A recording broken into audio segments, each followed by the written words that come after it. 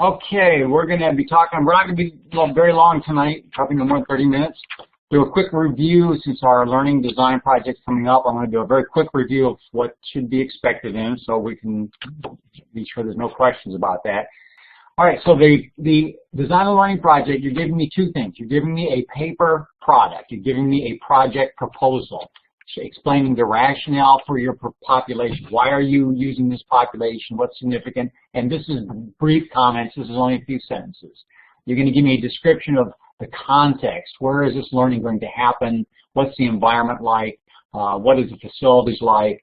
What is the socioeconomic environment of the students, if that's particularly appropriate? So anything that's appropriate to help me better understand the setting, the background, the type of students you're going to be dealing with. And again, this is a brief description. And now, a brief description of the learners kind of goes along with that context. Who are they? Is there a demographic? Is there an age group?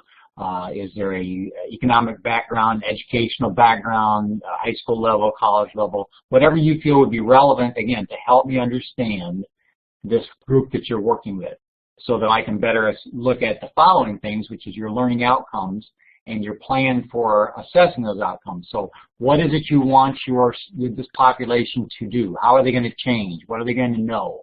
What are they going to be able to do after you're finished that they can't do now? So when you're identifying these outcomes, you're going to want to tell me, well, how are you going to make sure that you've actually achieved those outcomes? And then we'll talk a little bit about that in evaluation tonight. And then the last thing would be a description of the learning experience. So give me some specifics. Give me an outline for you, those of you who are familiar with teaching. You might call it a lesson plan, but I don't want to get into too much detail with your plan because these lesson plans can be 3 or 4 pages. I'm expecting just a simple outline of what you plan to do, what kind of activities would you be doing. Now, this thing about budget and marketing, just take that out of there. That's nice if you can add that in there, but I'm not expecting that because I really didn't get a chance to cover that, and it's not contained in any of the literature that you read. For those of you who already put in budget marketing, that's great. That's a good exercise. And of course, all this needs to be grounded in the theories we've been talking about. So you need to kind of be thinking back to, am I doing something that can somehow be related back to what we know about adult learning theory, what we know about social learning, what we know about cognitive, the neuroscience of cognition. So you need to be doing this in the framework of what we've been talking about over the past weeks, what we understand about learning and how it happens and who it happens to. So I'm not, if you are in the process of developing this project, the paper you're turning in, the proposal itself, if you make occasional comments alluding to something that comes out of the theoretical background of the textbook or the readings you've done, that would be a little bonus, because then it'll be very clear to me where you're using theory in designing your project. So think about incorporating 3 or 4 places in your project some comment or some reference to some theoretical basis for what you're doing. It should be pretty simple. Don't get too deep into that. We've been talking a lot about that in our collaborates, so you can go back to the collaborates and talk about learning preferences with adults. You could talk about what we know about the brain and how the brain works. You could go to a reading in your book or a reading or a video that you saw that might have stimulated your ideas. And just to give me an idea to help me understand where your theory was coming from in terms of designing your program. Any questions about that? I'm sure you've probably pretty well gone a long ways on this. And if you do include those kind of theories, if you have a specific citation you're citing from, make sure to include a reference at the end of your paper. So as far as the presentation goes, the presentation, I originally had to ask for 5 minutes. You go 5 to 8 minutes. I'm not going to worry about your time on that. I'm not going to penalize you for going too long, but I would appreciate it if you could try to keep it very succinct. It's a 20,000-foot overview of your project. It's not a detailed minute-by-minute explanation of every aspect of the paper that you turn in, because that would be too long. I'm going to have your paper, so I'll have that to read. The project is simply just a brief summary or overview so that we as the viewers can have a taste or a flavor of what you were doing and why you were doing it. So don't get to every detail of every dollar and where it's going to be spent and every learning objective and and defining every single learning activity you're doing. Just give us a flavor for where you're going in your project, rather than being a long and laborious PowerPoint presentation. All right. So let's talk about evaluation for just a minute tonight. Let's talk about your evaluation plan. Originally, you did have program goals, you have learning objectives, those things we've already talked about. That's going to be incorporated some throughout your plan, telling me why you're doing this, what's your purpose, what your outcomes are. You're going to talk about the specific outline of how you're going to teach your students, or what the learning experience is going to entail, and that will include some of these learning objectives, what they're going to do. We talked in some of the collaborates about using the language, like the learner will be able to explain or define, the learner will be able to recognize or identify. I never put as a learning objective that the learner will understand. The word understand should not be in your learning objectives anywhere. It should always be a very action-oriented, specific action that I could see a student demonstrating by identifying something from a list, by explaining something in an essay, by describing something orally. So it's an action that they take that demonstrates to me this is what I want them to be able to do. If there's a standard, unless you're teaching a skills-based training, there may not be a standard. If you're doing English as a second language, for example, there's a standard. There's a certain number of for example, on a final exam, you have to have a certain score. Or if you are going to be writing a paragraph in English, there should be a standard of no more than 5 grammatical errors or something like that. Most of you are not going to have a real clear standard, but some of you may. And so if you do, make sure you include that too. Now you're going to do 2 kinds of assessments. You're going to be telling me through the course of your outline, as you're going through the process of your learning activities. For example, if you're teaching somebody English as a second language, for example, and one of your activities is to have students stand up around the room and each read 1 sentence from a paragraph, and then give them an opportunity to read that orally.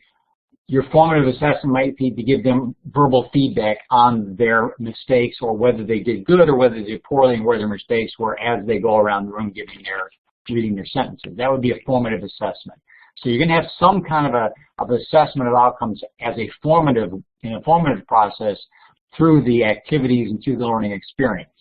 That's not doesn't mean they're finished, but you want to give them feedback as they go, and so you have to have some way of assessing what they're doing as they go. Are we posting just our presentations, or are we posting our papers? Just your presentations. That's all we'll be posting. And I'm going to change that to Anita. You might have stepped in or just late, but when I said we're not going to be doing our presentations live, we're going to actually let you record your presentations to collaborate or upload a PowerPoint presentation to VoiceOver, or do a video of yourself giving a presentation at your desk. Whatever way you post your presentation, that I will link everybody to. The papers are going to be just for me. So the papers go in the assignment where you upload the actual assignment, learning experience assignment. That's where your paper goes. Your presentation link or your presentation PowerPoint, and if you do a collaborate, I'll put the link in there myself. That goes in the discussion area, and then you'll be responding to one student's presentation in that discussion area. But I'll clarify, I'll fix that tonight, no later than tomorrow, and send out very clear instructions about how to use that. So, a little bit about format. You're going to measure people's progress. Now, when we think about progress, how would you measure progress if you're teaching somebody pottery?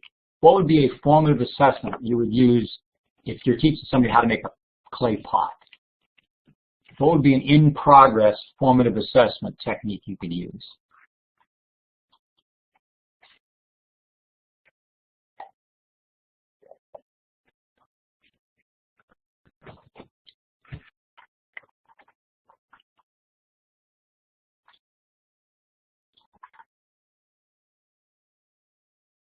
How will they mold the pot?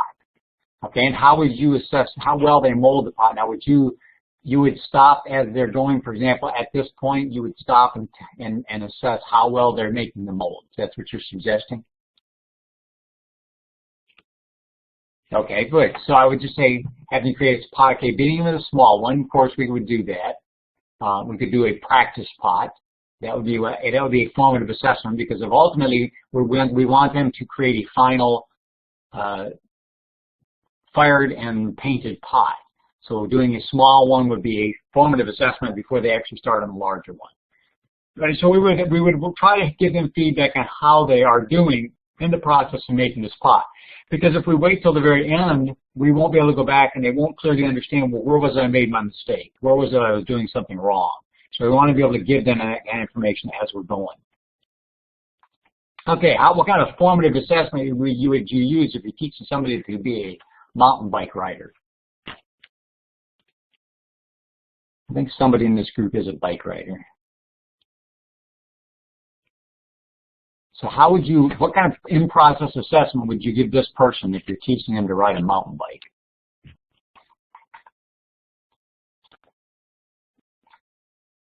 Safety, okay. We would always want to give people feedback on whether they're using safe procedures, safe equipment. Posture and speed, good. That's good, Teresa. Balance.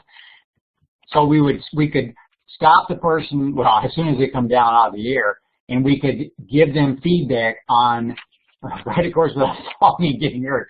Well, that might be a summative assessment, Sean. We'll get to that in just a minute. That might be your final assessment, would be completing your course without falling or getting hurt. Formative assessment would go back to that posture, speed, and balance to teach them how to maintain balance and proper posture so that they don't fall and get hurt. So we give them formative assessments so they can get to that final assessment. What about keeping a checkbook, balancing a checkbook and keeping your finances straight? What would be a formative assessment process? Something in process as we're teaching them how to do this, how to manage their finances. No overdrafts. Well, that might be, but that probably would be more likely, Janice, a final assessment. So in other words, once we taught them how to balance their checkbook, there should be no overdrafts. Basic math. Of course, they need to know basic math in order to balance their checkbook. Not bouncing checks. Well, again, that would be something we might do as a summative assessment, Judith. In other words, the final, ultimately, when we've taught them how to manage their finances, we should avoid overdrafts and bouncing checks. So accuracy as they're making their balance, as they're balancing the checkbook, we could look at their accuracy. Or that could also be a final assessment. Are they putting, right, very good, Angel, are they putting the right information in the right places? We want to catch that and say, very good, you're doing that well, or you're not doing that exactly right, because that way we're catching mistakes in process rather than waiting to the end and then expecting them to go back and remember where they made that mistake. So now the other way, let's talk about the summative assessments. We're looking at mastery of the task. So when we're looking at mastery, we're looking at summative assessments. We're going to gather data about their achievements. Are they able to do things completely? So when it comes to pottery, summative final overall assessment would be, did they have a properly fired, painted pot that did not have any cracks or chips on it? That would be an ultimate assessment. If we looked at the dirt bike rider, we go back to the earlier comment about what Sean said, riding the course without falling and getting hurt to be a 1 mile course without falling or getting hurt. That would be a summative assessment to show that, to demonstrate that they have achieved all of the techniques for riding a bike, including balance, posture, safety. And for the checkbook, go back to what you just talked about, no overdrafts, a balanced checkbook for a number of months, no bounce checks. So that would be our summative assessment that we would be looking at the end of the process. Now, when you're thinking about assessment, there's 5 levels, 5 ways you can think about assessing anything. Donald Kirkpatrick he's pretty well known for his 5 levels of assessments. His first level of assessment is reaction. How does the student, and there's our student's very happy. The student, he must be in my class because he's just so happy he's blowing bubbles. But the first level we assess at any learning project or any learning design is, what was the reaction of the students? How do we do that in this class? Where do we do the reaction level assessment to assess your reaction to the class in general? When does that happen?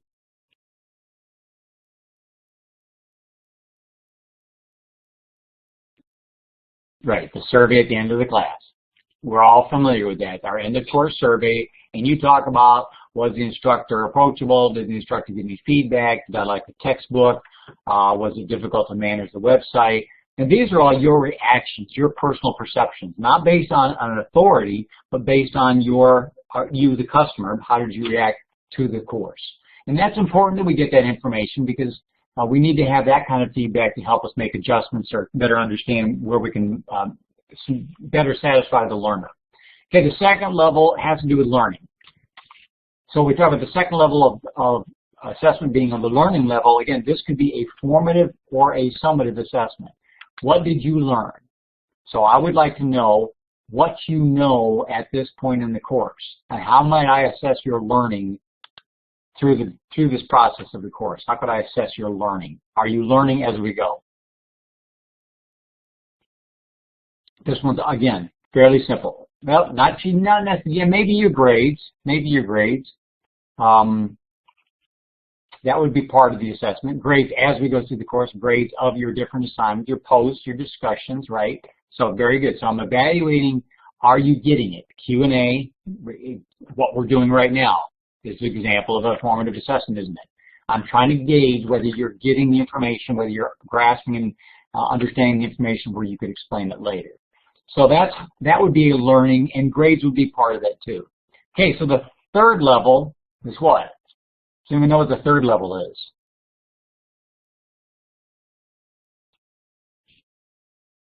And I use this. I'll explain the cat in just a minute. So what is the third level? If we are assessing the student's reaction, we are assessing whether the student learned anything by giving them tests and assignments and graded assessments, and that could be formative or summative. Then the third level would be what? If you've learned anything from this course and you leave the course, or even during, right, exactly, practicals, application, behavior. That's what Kirkpatrick, I would look at your behavior. Now I could look at some behavior through the class. I could look at that perhaps through the presentations you did, perhaps in your design learning experience. You actually have to start exhibiting some of the behaviors of a student who has learned to be a instructional designer, or to work in non-traditional settings with instructional design with adults. Because in a sense, your project is a practical exercise, as Christopher alluded to. Your presentation is a practical exercise. But probably I would be more interested in seeing what you do with the information out of this class after you leave the class, when you're in a setting where you can actually apply the information back to what Teresa was saying, application level. So then if we've done this, so now I know your behaviors, I know you can apply the information, you actually are using what you learned in a practical setting. What do you think would be the next logical assessment level?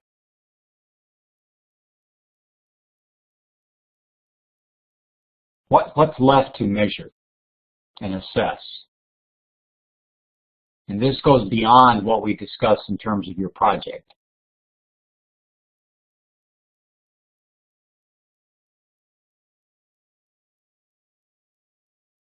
Quality of class, well, we're actually going to assess that through your reaction level and through the schools looking at my final outcomes. Now, of course, and that's all right. It's okay not to know. Well, yeah, my success, but again, we're still within the context of the college and the course. What I'm referring to is once you've left this course, you've left the program, you're back on your jobs in the real world, and you actually use some of the information that you learned in this program. Well, here's what it is. It's the implementation. It's exactly. It's the return on it, not the return on investment. It's the results level. And everything you do in this course, and all the grades, all the assignments, the mastery of the program, getting your degree are all at that behavior and learning and reaction level.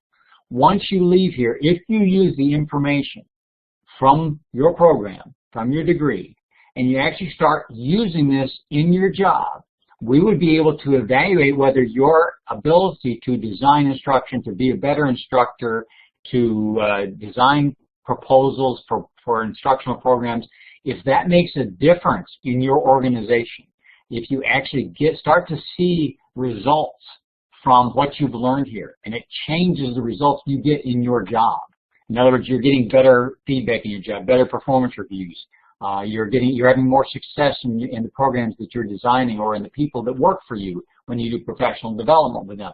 Whatever it is you're doing, if you start to see an improved result, that's something we can measure based on the measurements of your job, based on the performance criteria in your job. This is something we don't do as a school, but this is something we would always want to do if we were in organizations where we're trying to do learning experiences to see a ultimate benefit to the individual. So if we're looking at English as a second language class, what would be a result that we would expect to see if we brought them to class, they liked the class, they did that down here at the reaction level, that we tested them in the class and they learned, that we took them out to the shopping mall to let them practice it in a mall. But how could we measure up here? How could we measure this results level? What would we be looking at? And you can no longer do this in a classroom because they've already left fluency. And how would we measure that, though? We would measure fluency down here at the behavior level. But if they were fluent, and if they were able to speak English better, and if they were more confident in their English, what result would you expect? Well, of course, we're going to have that, but how would you measure that? How would you determine that they have conversational skills and they're fluent, and that they can communicate and understand? How would you expect that to manifest itself? What result would you see if your new student who only spoke Spanish could now speak fluent English and they're out there in the world with everybody else? What do you think might happen? I could see you're all struggling. Yes, all of that would come, and if they were confident, if they were comfortable, how would that manifest itself in the real world? Could you expect them? Okay, and how would they exist in the English world better, Janice? What kind of things would they be able to do that they can't do now? This is where we always get hung up as instructional designers, as trainers, as teachers, is that we never get to this level of really determining what were the results. So what? So you did these programs. What was the result? How did it make a difference in anybody's life? And Janice, she's got the right idea. But what would tell us, what would help us to see and demonstrate and be evidence that they are existing in the English-speaking world better?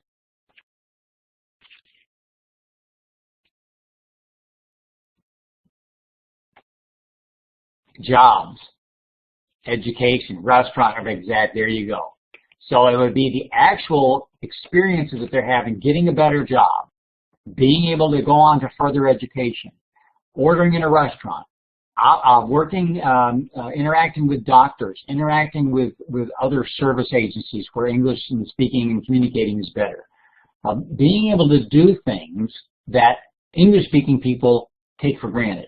And that would be the results we would have happen. Because if we did all this education, English as a second language, and they didn't get a job, and they weren't able to communicate, and they weren't able to get their further education, then we didn't get much of a result, did we? And so ultimately we want to have results because this is what pays the bills. If you get results, you can go back to your donors, go back to your budget people, go back to your financiers and say, look at the program we did. Look at the results that we have. Look at the impact it made on people. We talk a lot about educating the poor to get them, help them pull them up out of poverty, but we've failed to go far enough and really evaluate whether our programs are resulting in actual results. Or that's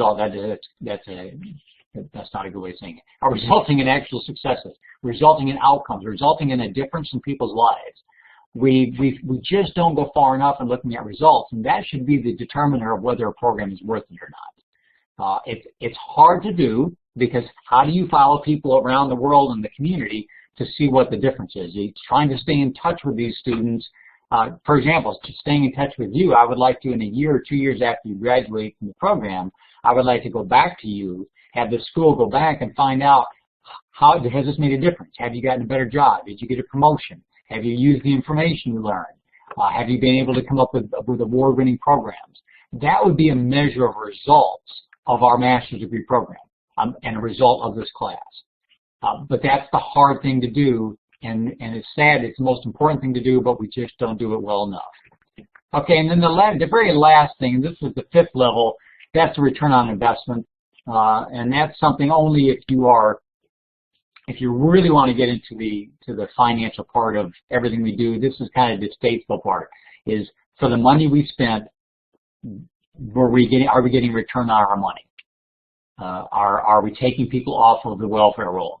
Are immigrants getting better jobs and leading better lives and living out of poverty? If it's health related, are we saving money in health care?